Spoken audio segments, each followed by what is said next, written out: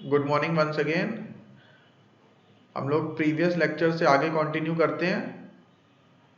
Last lecture में आपने plant layout तक पढ़ा था। 7 पॉइंट है ये। सेटिंग अप बिजनेस एंटरप्राइज के 9 पॉइंट्स में से ये आपका 7वां पॉइंट है। और इसके बाद आज हम पढ़ने जा रहे हैं इंटरनल ऑर्गेनाइजेशन के बारे में। तो इंटरनल ऑर्गेनाइजेशन के बारे में अगर हम बात करें,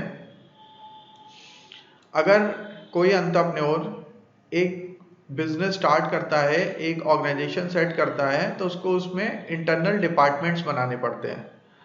ये जो डायग्राम है ये रिप्रेजेंट कर रहा है कि डिफरेंट डिफरेंट डिपार्टमेंट्स हैं विद इन ऑर्गेनाइजेशन, एक सिंगल ऑर्गेनाइजेशन के अंतर्गत, और वो आपस में इंटरकनेक्टेड हैं और आपस में कोऑर्डिनेट करके काम कर रहे हैं। और उनका इन सारे डिपार्टमेंट्स का अल्टीमेट ऑब्जेक्टिव होगा उस पर्टिकुलर कंपनी की, उस पर्टिकुलर बिजनेस की ग्रोथ। तो अगर आप कोई बिजनेस एंटरप्राइज सेट करने जा रहे हैं तो उसमें आपको इंटरनल डिपार्टमेंट एलोकेट करने पड़ेंगे, जिसको हम लोग इंटरनल ऑर्गेनाइजेशन बोलेंगे।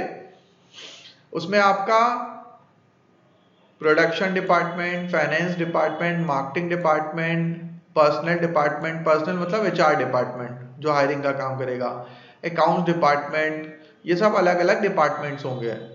और ये सारे डिपार्टमेंट्स आपस में कोऑर्डिनेट करके काम करेंगे ताकि बिजनेस के अच्छे से अच्छे तरीके से ग्रोथ हो। किसी भी बिजनेस की सक्सेस में उसका इंटरनल और एक्सटर्नल दोनों फैक्टर बहुत इंपॉर्टेंट रोल प्ले करते हैं। उसके जो डिपार्टमेंट्स होते हैं जिसको इंटरनल ऑर्गेनाइजेशन कहते हैं, वो इंटरनल फैक्टर में आता है। तो जनरली एक्सटर्नल फैक्टर हमारे कंट्रोल में नहीं होते हैं। External factor like government policies, जैसे अभी कोविड-19, कुछ भी आपदा आ गई, कोई नेचुरल डिजास्टर हो गया, अर्थक्वेक आ गया, सुनामी आ गई, इस तरह की चीजें हमारे कंट्रोल में नहीं होती हैं, तो उसका हम कुछ कर नहीं सकते हैं। लेकिन हम कर किसका सकते हैं? हम इंटरनल फैक्टर्स को कंट्रोल कर सकते हैं, इंटरनल फैक्टर को इम्प्रूव कर सकते हैं। अगर हम इंटरनल फैक्टर्स के ऊपर अच्छे से काम करेंगे तो उससे फायदा ये मिलेगा, अगर आपके सारे इंटरनल फैक्टर बहुत अच्छे से काम कर रहे हैं तो external factor remain same for all organisations. जितने भी सारे बिजनेस एग्जिस्ट करते हैं, इवन आपके कॉम्पिटिटर्स और जो दूसरे सेक्टर्स के बिजनेस भी हैं, सबके लिए एक्सटर्नल फैक्टर सेम रहेगा, लेकिन इंटरनल फैक्टर आपके कंट्रोल में है। जो इंटरनल फैक्टर्स को जितने अच्छे से कंट्रोल कर लेगा, जितने अच्छे से मैनेज कर लेगा, उसका बिजनेस उतना ही ज्यादा सक्सेसफुल हो जाएगा, क्योंकि external factor remain same for all organisations. वो सबके लिए बराबरी प्रभाव डालेगा, तो उससे कुछ फर्क नहीं पड़ता। आपका एज कहाँ मिलेगा? आपको एडवांटेज कहाँ मिलेगा? आपको एडवांटेज मिलेगा इंटरनल फैक्टर्स में। तो आपने अपने एचआर डिपार्टमेंट को कितना स्ट्रांग बना के रखा है कि वो बहुत अच्छे से हायरिंग कर रहा है। आपका फाइनेंस डिपार्टमेंट कितना इफेक्टिव है कि वो वर्किंग कैपिटल बहुत अच्छे से मैनेज कर रहा है, वो इन्वेस्टमेंट कंपनी की बहुत अच्छे से मैनेज कर रहा है, और वो किसी तरह से फंड की कमी नहीं होने देता है, वो कभी कंपनी के ऊपर डेट नहीं होने देता है। आपका मार्केटिंग डिपार्टमेंट कितने अच्छे से काम कर रहा है कि वो कंपनी के प्रोडक्ट और सर्विसेज को इतने अच्छे तरीके से रिप्रेजेंट करता है मार्केट में कि उसकी डिमांड लगातार बनी रहती है। और आपका प्रोडक्शन और R&D डिपार्टमेंट इतने अच्छे से काम कर रहा है कि वो नए नए इनोवेशन लाता रहता है प्रोडक्ट में, प्रोडक्ट को अपग्रेड करता रहता है, सो दैट कि फ्रेश प्रोडक्ट्स लगातार लोगों को मिलते रहें।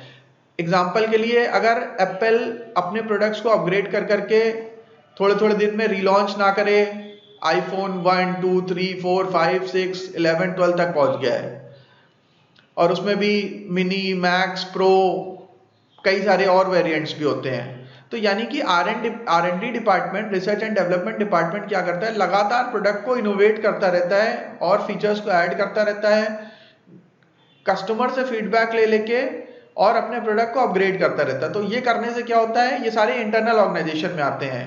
आपका finance department, marketing department, production department, R&D department, ये डिपार्टमेंट जितने अच्छे से फंक्शन करेंगे, जितने अच्छे से आपस में कोऑर्डिनेट करेंगे, आपकी प्रोडक्ट और सर्विसेज की रिक्वायरमेंट, डिमांड उतनी ज्यादा बढ़ेगी, और आपकी कंपनी का मार्केट शेयर भी बढ़ेगा, टर्नओवर भी बढ़ेगा, और हेंस उसकी प्रॉफिटेबिलिटी भी बढ़ेगी। आपका प्रोडक्ट का मार्जिन बढ़ेगा, आपके कॉम्पिटिटर्स कम होंगे, आपके प्रोडक्ट की एक्सेप्टेबिलिटी बढ़ेगी और आप अपने मार्केट में मोनोपोली बना पाएंगे। जैसे फॉर एग्जांपल कोई मोनोपोलिस्टिक बिजनेस के एग्जांपल बताइए आप लोग, जिन्होंने इस तरह से अच्छा काम कर करके, अच्छे एफर्ट्स कर करके मार्केट में अपनी मोनोपोली बना ली है। तो एशियन पेंट बिल्कुल सही आंसर है। इंडिया में डेकोरेटिव पेंट में बादशाह है एशियन पेंट और 75 मार्केट शेयर उसके कंट्रोल में है। बर्जर, नैरोलैक, ड्यूलेक्स ये सब तो बाकी 25% में लड़ रहे हैं। तो मार्केट लीडर डेकोरेटिव पेंट में मोनोपोली एशियन पेंट्स की है। कांसाई नैरोलैक इंडस्ट्रियल सेगमेंट में आप ये कह सकते हैं लीडिंग प्लेयर है, मोनोपोली नहीं है हाँ, लेकिन हाँ उसके पास लगभग सबसे बड़ा शेयर है इंडस्ट्रियल पेंट में। लेकिन डेकोरेटिव पेंट में 75% जो सबसे ज्यादा बिकता है हिंदुस्तान में वो एशियन पेंट ही है। लैक्टोजिन वगैरह होते हैं जो इन्फेंट्स को जो फूड दिया जाता है, उसमें नेस्ले की मोनोपोली है, उसका कोई दूसरा कंपटीशन नहीं है। चलिए और बताइए। हाँ, फेविकॉल सही एग्जांपल है। फिर इंटरनल ऑर्गेनाइजेशन में क्या होता है कि जैसे मैं आप लोगों को बताया था कि जो अलग अलग डिपार्टमेंट्स होते हैं वो आपस में क्लोज कॉम्बिनेशन में काम करते हैं, एक दूसरे से बेटर कोऑर्डिनेट करते हैं और उनका ऑब्जेक्टिव होता है कि आपका ओवरऑल कंपनी की ग्रोथ करना। ठीक है, तो ये आपको मेरे ख्याल से इंटरनल ऑर्गेनाइजेशन समझ में आ गया होगा। उसके बाद 9th पॉइंट होता है, फाइनल पॉइंट आपका पर्सनल के बारे में हम लोग कई बार पहले भी बात कर चुके हैं। और अगेन जो किसी भी ऑर्गेनाइजेशन में जो उसके एम्प्लॉयज होते हैं वो उसकी एसेट होता है। अगर कोई ऑर्गेनाइजेशन ये समझता है कि उसके एम्प्लॉयज की एसेट हैं और उनको बहुत संभाल के रखना है, नर्चर करना है, उनको लंबे समय तक रिटेन करना है, तो उसका एडवांटेज कंपनी पे बहुत ज्यादा मिलता है। मैं आपको एक एग्जांपल से इसको एक्सप्लेन करने की कोशिश करता हूँ। टीसीएस, इन्फोसिस, विप्रो, एचसीएल ये 4 बड़ी टेक जाइंट्स हैं इंडिया की। और आज से लगभग 10 साल पहले इन्फोसिस इंडिया में नंबर 1 आईटी कंपनी हुआ करती थी। और इन्फोसिस इंडिया की पहली ऐसी कंपनी थी जिसने अपने आप को नैस्डैक और डाउ जोन्स में, मतलब न्यूयॉर्क स्टॉक चेन में लिस्ट किया था। तो न्यूयॉर्क स्टॉक चेन में लिस्ट होने वाली वो पहली आईटी कंपनी थी इंडिया की। और एक समय में वो नंबर 1 थी। टीसीएस उसके आसपास भी नहीं था और दूसरी कंपनियां भी नहीं थी। वो सबसे ज्यादा उसकी मार्केट कैपिटलाइजेशन थी। अभी टीसीएस की मार्केट कैपिटलाइजेशन इन्फोसिस से मेरे ख्याल से 4 गुना ज्यादा हो चुकी होगी, 4 टाइम्स, और शायद उससे भी ज्यादा 5-6 गुना ज्यादा हो चुकी होगी। रीजन क्या है कि इधर आपने देखा होगा पिछले 10 सालों में इन्फोसिस में लगातार सीईओ बदल रहे हैं। फिर कोई आ रहा है, फिर कोई आ रहा है, फिर कोई आ रहा है। शिबूलाल आ गए, फिर उसके बाद नारायण मूर्ति आ गए थोड़े दिन के लिए, फिर नारायण मूर्ति हट गए, फिर उसके बाद विशाल सिक्का आ गए, फिर विशाल सिक्का को भी हटा दिया गया, फिर कोई कुछ हो गया। तो मतलब बहुत तेजी से जो टॉप मैनेजमेंट है वो चेंज हो रहा है। और उसके जो बहुत सारे टॉप मैनेजमेंट थे उन्होंने उससे रिजाइन कर दिया, छोड़ के चले गए। जैसे मोहनदास पाई एचआर की फील्ड में मेरे ख्याल से इंडिया में सबसे योग्य व्यक्ति हैं। और अगर हम लोग एचआर की बात कर रहे हैं तो मोहनदास पाई का नाम ना लिया जाए ये हो नहीं सकता, क्योंकि Mohandas pi is one of the member in Infosys technology. और वो उन कुछ खास लोगों में थे जिन्होंने इन्फोसिस को बहुत छोटी ऑर्गेनाइजेशन से 4-5 लोगों के एक ग्रुप से एक जाइंट ऑर्गेनाइजेशन बना दिया था। और उसके शेयर होल्डर से मैंने आपको एग्जांपल दिया था कि 1993 में उसका शेयर लिस्ट हुआ था 95 रुपीज पर शेयर पे, जिसने अपने शेयर होल्डर्स को, जिसने भी 9,500 रुपए लगाए थे, वो लगभग 4 करोड़ के आसपास बना दिया अगले 15 सालों में। तो इतनी ज्यादा वेल्थ क्रिएट करके दी थी। तो उसके जितने भी बड़े शेयर होल्डर्स थे वो तो मतलब अरबपति बन गए थे। तो मोहनदास पाई उस समय से जुड़े हुए हैं और उन्होंने कंपनी को ग्रो करने में बहुत इंपॉर्टेंट रोल प्ले किया था। लेकिन फिर उनकी फिलॉसफी शायद मैच नहीं करी तो उन्होंने उसको छोड़ दिया था। और मोहनदास पाई वो इंसान है जो अक्षय पात्र से भी जुड़े हुए हैं, बहुत सारे चैरिटेबल ऑर्गेनाइजेशन से जुड़े हुए हैं। मैं इनको चेहरा आप लोगों को जरूर दिखा देता हूं क्योंकि ऐसे आप लोग कभी देखोगे नहीं। ये है, देखा आप लोगों ने इनको कभी टीवी पे? तो मैं आपको पर्सनल के बारे में बता रहा था कि एक अच्छा एचआर मैनेजर कंपनी को कहीं से कहीं पहुंचा सकता है। मैंने आपको मोहनदास पाई का एग्जांपल दिया। इस तरह से बहुत सारे और एचआर मैनेजर्स हैं, ह्यूमन रिसोर्स को मैनेज करने वाले लोग हैं। और अगर हम एंशिएंट हिस्ट्री में भी एग्जांपल देखें तो जो जितने भी ग्रेट लीडर थे वो ग्रेट लीडर वही लोग ग्रेट लीडर बन पाए जो अपने ह्यूमन रिसोर्स को अच्छे से मैनेज कर पाते थे, उनको मोटिवेटेड रख पाते थे। मैंने आपको बाबर का एग्जांपल दिया था कि फरगना अफगान से वो आया था हिंदुस्तान में एक विदेशी आक्रांता के फॉर्म में, बाद में मुगल एम्पायर यहीं पे रहा और वो लोग सारे के सारे इंडियन हो गए, जितने भी मुगल डायनेस्टी में और रूलर आए आगे। तो वो बहुत छोटी सेना के साथ आया था और उस समय दिल्ली सल्तनत में जो उसकी सेना जिससे उसका मुकाबला हुआ था वो उसकी तुलना में कई गुना बड़ी थी, और ऐसा कई बार हुआ है। लेकिन उसने अपने सारे सोल्जर्स को इतना हाईली मोटिवेटेड कर रखा था, उनकी रिम्यूनरेशन, उनका केयर, उनको मेंटल डाइट, वो सब इतना अच्छा था कि उन्होंने अपने से कई गुना बड़ी सेना को हरा दिया। और ऐसा हमेशा होता है। तो एंशिएंट डेज से लेके अभी तक, अब वो पहले लड़ाइयाँ होती थी, अब लड़ाइयाँ नहीं होती हैं, अभी कॉर्पोरेट चलते हैं। तो जो कॉर्पोरेट अपने एम्प्लॉय को बहुत अच्छे से रखता है, जो लीडर अपने टीम को बहुत अच्छे से बनाता है, उसको इसकी स्किल्स को बढ़ाता है और उनको अच्छे से मैनेज करता है, वो डेफिनेटली ऑर्गेनाइजेशन और वो ग्रुप बहुत अच्छे से बढ़ता है आगे। तो ये पर्सनल बहुत इंपॉर्टेंट है, नीड ऑफ पीपल और ह्यूमन कैपिटल, जिसको हम लोग कहते हैं ह्यूमन कैपिटल है ये एक तरह से। और अगर आप कोई बिजनेस इंटरप्राइज इस्टेब्लिश करने जा रहे हैं तो आपको अपने ह्यूमन रिसोर्स को बहुत अच्छे से प्लान करना पड़ेगा। आपको ये प्लान करना पड़ेगा कि आपको कौन कौन से डिपार्टमेंट में कितने लोग चाहिए। जैसे फॉर एग्जांपल हम लोगों ने बात करी थी कि हमें फाइनेंस डिपार्टमेंट चाहिए, मार्केटिंग डिपार्टमेंट चाहिए, एचआर डिपार्टमेंट चाहिए। तो आपको ये पता होना चाहिए कि अगर ये जो अलग अलग डिपार्टमेंट्स बने हैं, बहुत सारे डिपार्टमेंट्स बने हैं, अलग अलग बहुत सारे डिपार्टमेंट बने हैं, तो हर एक डिपार्टमेंट्स में एक मैनेजर होगा, एक असिस्टेंट मैनेजर होगा, ठीक है, असिस्टेंट मैनेजर, और उसके बाद फिर एग्जीक्यूटिव्स होंगे और उसके बाद ट्रेनीज होंगे। तो आपको ये देखना पड़ेगा कि मैनेजर जनरली एक ही होता है, असिस्टेंट मैनेजर एक से ज्यादा भी हो सकते हैं, छोटी ऑर्गेनाइजेशन में एक ही होता है। फिर एग्जीक्यूटिव्स होंगे, एग्जीक्यूटिव्स कई सारे हो सकते हैं, 4-5 हो सकते हैं। उसके बाद फिर ट्रेनीज होते हैं।